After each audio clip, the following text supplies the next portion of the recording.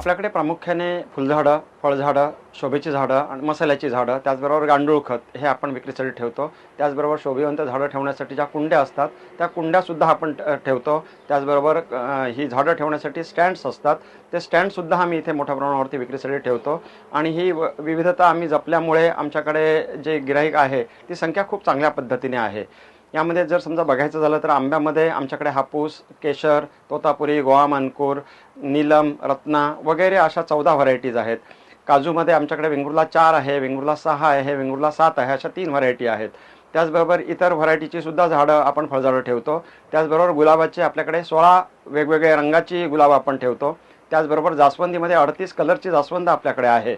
आणि बाकीची सीझनल झाडं, सोनचाफ्याचे आपल्याकडे 3 प्रकार आहे, पिवळा आहे, सौंदर्य आहे, केशरी आहे, पांढरा आहे. अशा पद्धतीने सोनचाफ्याचे तिन्ही कलर्स आपण ठेवतो, ज्याला खूप चांगल्या पद्धतीने मागणी आहे.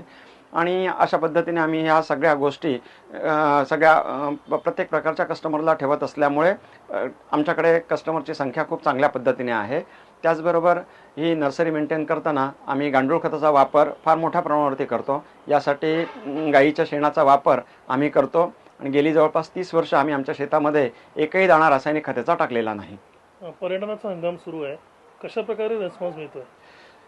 आमची नर्सरी मुंबई गोवा महामार्गावरती असल्यामुळे कुडाळ तालुक्यामध्ये वेताळ बांबाडे या ठिकाणी मुंबई गोवा महामार्गावरून प्रवास करणारे जे पूर्ण महाराष्ट्रातले म्हणा किंवा देशभरातील लोक पर्यटक जे आहेत गोव्याकडे जातात आणि गोव्याकडून आपल्या गावी परत जातात. त्यामुळे या ठिकाणी त्यांना सहजरित्या ही नर्सरी दिसते आणि ते आमची झाडं, आमची मांडणी बघून इथे मुद्दाम थांबतात आणि आमच्याकडे येऊन खरेदी करतात आणि सगळ्यांचा उत्तम प्रतिसाद आम्हाला आहे. यामध्ये विशेष फुलझाडं कुठली आहेत तुमच्याकडे? यामध्ये आमच्याकडे गुलाब आमच्याकडे 16 कलरचा आहे, जास्वंद आमच्याकडे आत्ता 38 कलरची आहे, ऑर्किड्स आमच्याकडे 6 प्रकारचे आहेत, शेवंती आमच्याकडे 6 प्रकारची आहे, यानंतर सोनचाफा आमच्याकडे 3ही प्रकारचा आहे.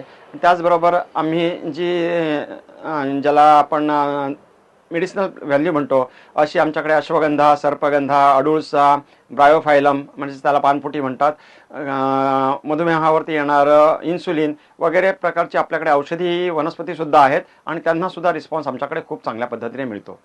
आपलं नाव? माझं नाव निलेश उगवेकर. या नर्सरीमध्ये मी मार्गदर्शक म्हणून काम करतो. ही नर्सरी माझी